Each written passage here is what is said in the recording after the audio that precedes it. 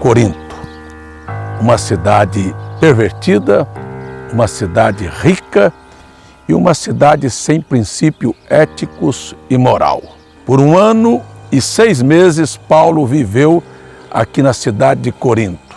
Encontrou aqui uma série de coisas que ele teria que lutar contra. Proibidos de participar da Santa Ceia fisicamente. Por um acaso você sabia que o apóstolo Paulo não só repreendeu, mas proibiu o povo de Corinto, as pessoas que verdadeiramente queriam seguir os ensinamentos de Cristo e estavam em Corinto, de comer do pão e beber do vinho de forma física em um ritual que era feito para celebrar o deus Mitra.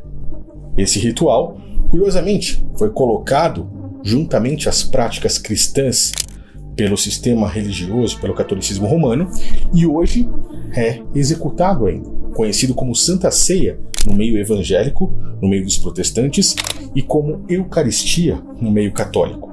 Se Paulo proibiu que o povo de Corinto fizesse isso, por que é que muitos fazem hoje? Por que é que você, talvez, que esteja assistindo esse vídeo, faça hoje? Mande esse vídeo para quem você conhece, que participe desses rituais, pois eu vou lhe mostrar algo que nunca, dentro dos templos religiosos, vão lhe mostrar. E esse vídeo fará com que você se aproxime ainda mais do verdadeiro Messias, do verdadeiro Cristo, aquele que é o pão da vida eterna e que nos traz em seu sangue a graça, a nossa salvação, o sangue da nova e eterna aliança. Esse é o terceiro vídeo de uma série que eu fiz com 3 vídeos. Primeiro, eu lhe mostrei o verdadeiro significado do pão.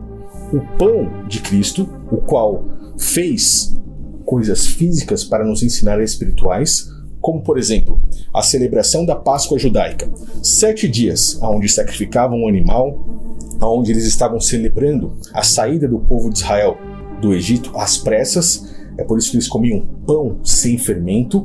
Cristo, no último dia, naquele momento, ali na última ceia, dá o exemplo de comer e partilhar aquele pão sem fermento. Isto é o meu corpo, que por vós é dado. Fazei isto em memória de mim. Cristo nos mostrou coisas físicas para ensinar as espirituais, justamente porque a carne para nada se aproveita. O que vivifica é o próprio Espírito. O Espírito é o que vivifica. A carne para nada aproveita. As palavras que eu vos disse são Espírito e vida. O pão, então, olhando pelo lado espiritual, na verdadeira adoração em espírito e verdade, representa o ensinamento de Cristo, o corpo de Cristo, a sua palavra. Ao comer esse pão, espiritualmente, você está, na verdade, entendendo que precisa viver aquilo, vivenciar aquelas palavras, vivenciar aquele ensinamento. E ao partilhar o pão, que é o que ele instituiu ali na última ceia, é simplesmente o ato de você passar ao seu próximo, compartilhar desses ensinamentos. Da mesma forma com o cálice do vinho, que representa o sangue da nova aliança. Ele não instituiu um ritual físico, qual você precisa comer pão e beber vinho. Inclusive pão com fermento hoje, e o vinho não é nem vinho, é suco de uva. Um pouquinho de cada. Ele não instituiu isso, porque o físico para nada se aproveita. Ele jamais faria isso. Cristo deu diversos outros exemplos e ensinamentos em parábolas e de forma física para ensinar espiritual. Muitos deles não foram muito claros, porque o próprio Cristo deixa claro que esses ensinamentos não são para todas as pessoas. Ninguém pode vir a mim se o Pai que me enviou o não trouxer. E eu o ressuscitarei no último dia. E é por isso que muitos não compreendem, muitos só enxergam as coisas de forma física. Nós, no último vídeo, falamos a respeito de um ritual executado a um deus pagão chamado Mitra. E é aqui que chegamos em Corinto. Corinto, uma cidade greco-romana, tinha muitos gentios. Costumes dos gentios de adorar outros deuses, como o próprio Mitra, o qual eu falei, como fazer banquetes, se reunirem para comerem juntos, para cearem, para jantarem, em adoração ao deus Dionísio, por exemplo. Tinham adorações a deuses egípcios como Ísis e Osíris, e por aí vai. Corinto era uma cidade próspera, rica, idólatra e muito promíscua. Aqui embaixo nós estamos avistando a Acrópole de Corinto, a Acrocorinta, o local onde ficava o templo de Afrodite. Mas Mitra era um dos deuses pagãos que mais estava crescendo e tendo seguidores no Império Romano. E aí que chegamos no texto, 1 Coríntios capítulo 10, a partir do versículo 1. E ele diz assim: Irmãos, eu não quero que vocês ignorem que os nossos pais estiveram todos debaixo da nuvem e todos passaram pelo mar. Ele está falando do povo de Israel. E todos eles foram batizados em Moisés, na nuvem e no mar. A palavra batizar significa introduzir em. Introduzidos em Moisés, na nuvem e no mar. Quando Cristo fala, eu venho lhes batizar com o Espírito, na verdade, ele vem introduzir você no Espírito, para que você deixe de compreender apenas o físico, o material, a carne, e passe a compreender o Espírito. Para que o povo de Israel deixasse de compreender apenas a lei de Moisés e passasse a compreender a graça. A lei, o físico, o material, não tinha poder de salvação, não tem até hoje. Apenas acusa o erro, aponta o erro e castiga. A graça mostra, de certa forma, o seu erro, porém ela tem o poder de perdoar e salvar. É totalmente diferente uma coisa da outra. Por isso que eu digo que a carne para nada se aproveita, e o Espírito é o que vivifica. E aí o apóstolo Paulo começa a falar de pão e bebida espiritual, porque ele começa a falar a respeito de paganismo. Olha isso. Todos comeram a mesma comida espiritual, o maná, junto com Moisés no deserto. Todos beberam a mesma bebida espiritual, porque eles bebiam da pedra espiritual que os seguia. A pedra era o próprio Cristo. Ou seja, ele está falando de físico e espiritual. E olha o que ele diz aí. Mas Deus não se agradou da maior parte deles.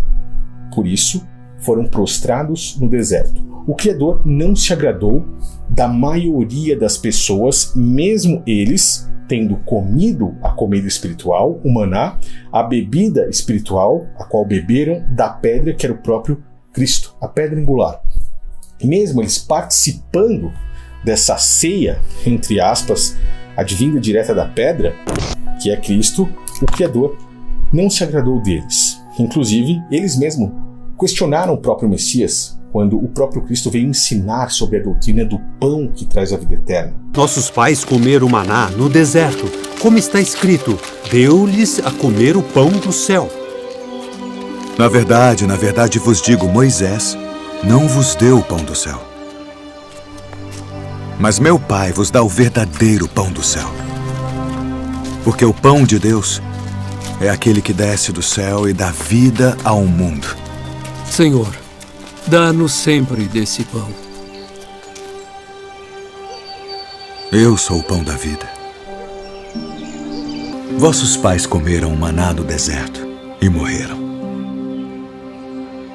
Este é o pão que desce do céu, para que o que dele comer não morra.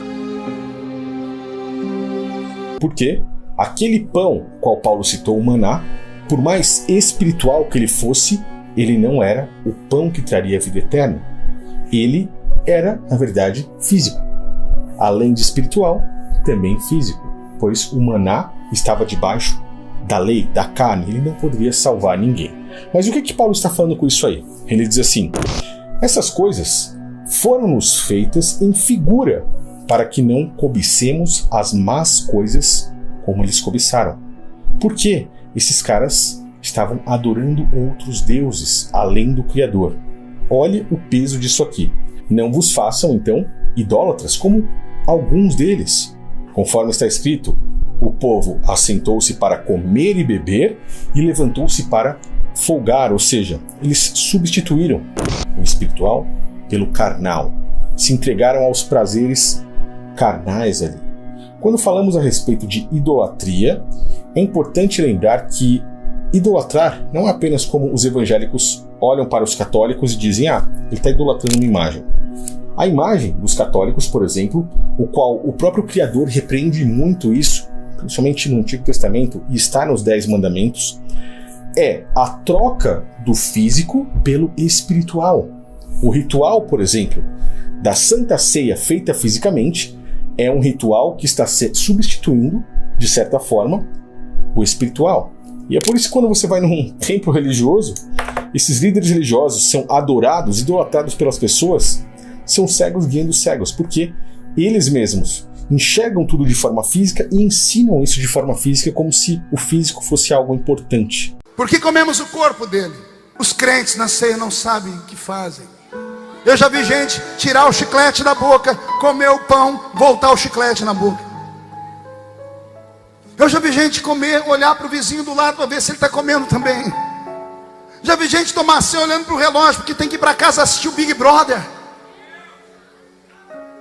Que desgraça de discernimento é esse? Deixa eu te dar uma palavra. Nunca mais deixe de tomar a Santa Ceia. Nunca mais. Nunca mais. Pastores, se na minha igreja não quiserem dar, vá para outra.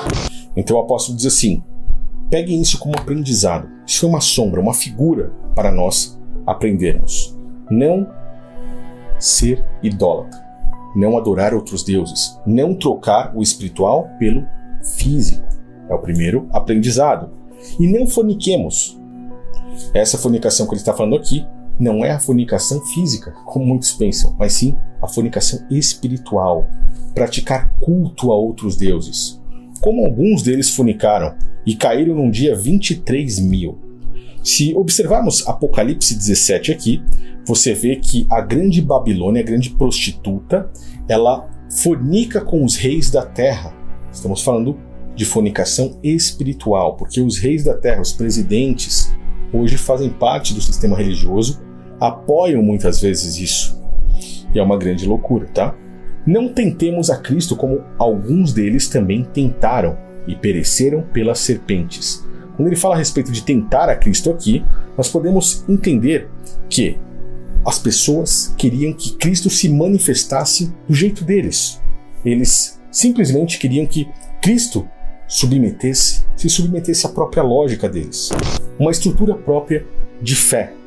Por que ele fala a respeito das serpentes? Porque a doutrina da serpente é um engano. O sistema religioso hoje, as religiões, fazem parte de um grande engano. A serpente que enganou desde Gênesis a Eva e Adão até Apocalipse, o dragão que continua enganando as pessoas. Isso é muito claro. E ele diz assim: não tentemos a Cristo, não fazer com que Cristo se adapte às suas ideias. Como é que significa isso hoje? As pessoas hoje cultuam o Natal, por exemplo, 25 de dezembro, que é a data de comemoração, celebração ao deus Mitra, ao deus Sol romano. A ceia física é feita ao deus Mitra, ao deus Sol romano. E muitas pessoas hoje falam assim: mas eu não estou fazendo isso para Mitra. Eu celebro o Natal porque eu faço isso para Jesus, por exemplo. Mas na verdade, ela está misturando as coisas de Cristo com paganismo. Ela quer que Cristo aceite aqueles rituais pagãos que ela está fazendo, porque na mente dela aquilo não há problema. O ritual da ceia física é um ritual feito para Mitra. Antes mesmo do nascimento de Cristo já era executado. E as pessoas querem hoje fazer dentro dos templos para seguir com isso. E os próprios templos já são uma base do próprio mitraísmo. Se olharmos aqui, por exemplo, nós temos no sacerdócio levítico o tabernáculo instituído pelo Criador, feito de peles de animais. Os construtores, Davi e Salomão, fizeram um templo de pedra contra a ordem do Criador. Nós lemos lá em 2 Samuel que quando Davi quis fazer uma casa ao pai, ele negou, mas Salomão, mesmo assim, seguiu aquilo que Davi chegou para Salomão e disse para ele construir, e assim fez, colocando o tabernáculo dentro do templo de pedra. Quando Cristo veio, ele pregou contra o templo de pedra. É por isso que os construtores rejeitaram a pedra angular, eles não aguardaram a promessa que Deus havia feito a Davi de que estabeleceria uma casa eterna, espiritual, que é a igreja. Igreja derivado de eclésia, são pessoas. Igreja não é templo. É um grupo de pessoas que seguem verdadeiramente a Cristo e que foram retiradas, chamadas para fora disso aqui, do sistema religioso. Então, igreja é isso aqui. Mas como o sistema religioso atual chama igreja? As pessoas dizem, eu vou à igreja caminhando, porque elas têm isso aqui como igreja. Um grande engano. Por que elas têm isso como igreja? Porque o próprio catolicismo romano teve como base os cultos e templos a Mitra e transformou um templo a Mitra num templo católico.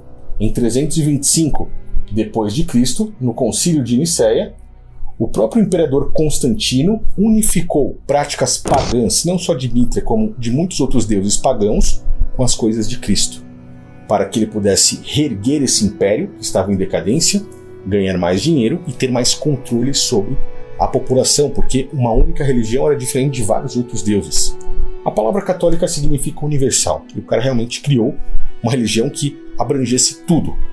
Os seguidores da seita do Nazareno, o qual eles estavam perseguindo e matando, ao ver o número dessas pessoas crescerem, eles simplesmente não conseguiam entender o que acontecia, e em vez de ele tentar continuar matando aquele inimigo, ele se uniu a esse inimigo e juntou com práticas pagãs. Então, um templo católico é a mesma coisa de um templo a Mitra, assim como um templo protestante, porque o catolicismo é a mãe do protestantismo, tá?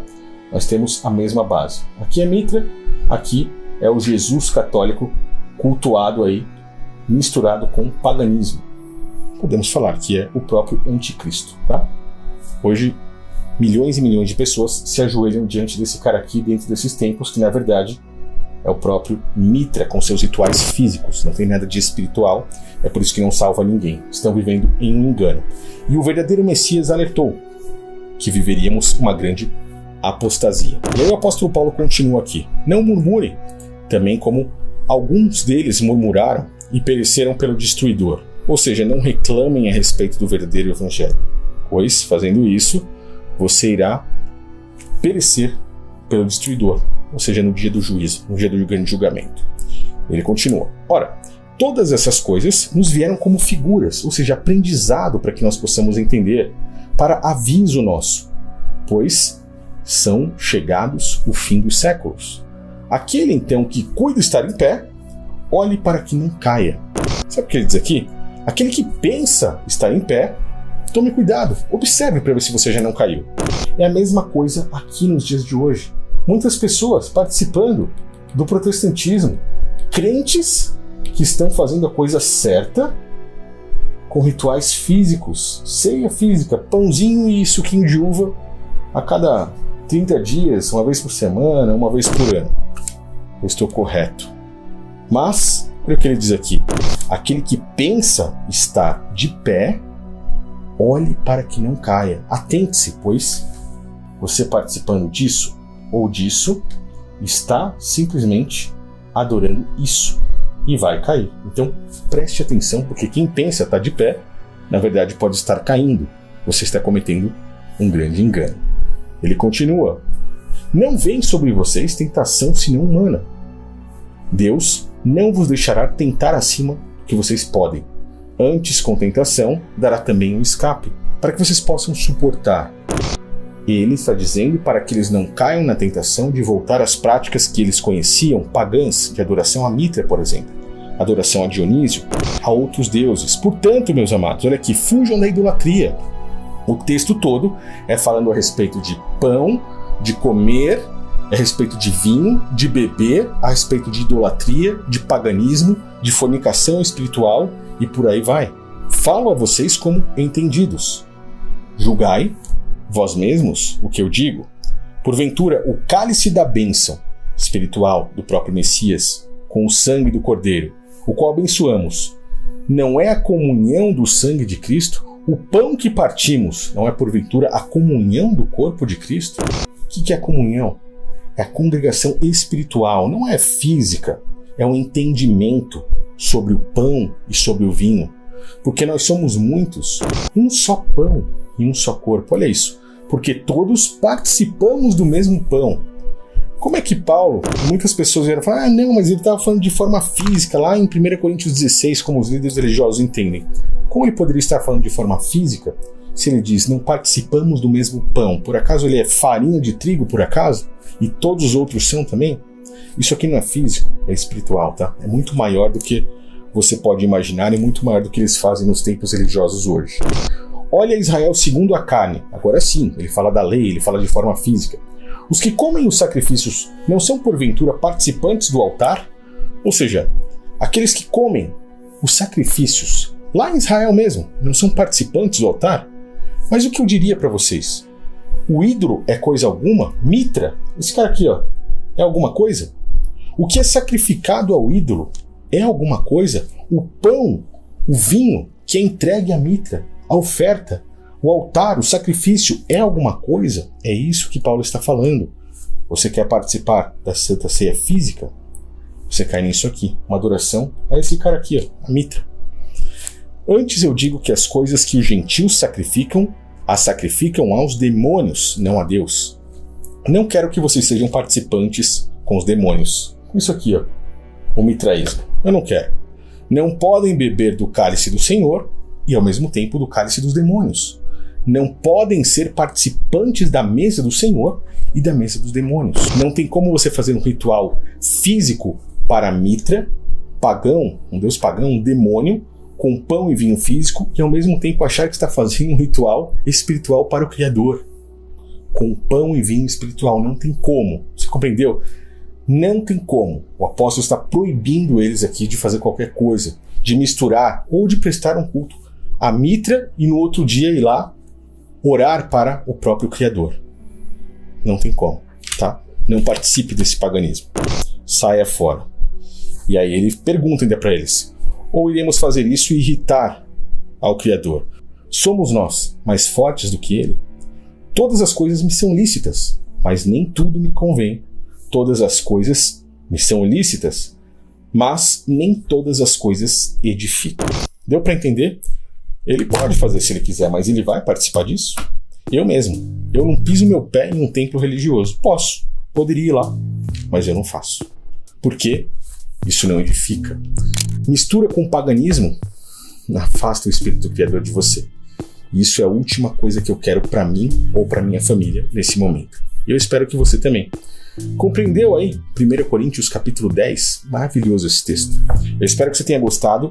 Deixe aí nos comentários a sua opinião a respeito disso e compartilhe. Passe o pão verdadeiro para frente.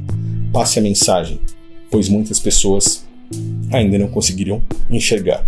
E se não assistiu os últimos 2 vídeos que eu falei a respeito disso, assista, pois é uma trilogia digna de estar num cinema, porque esse ensinamento dificilmente você encontrará. Ele é muito importante.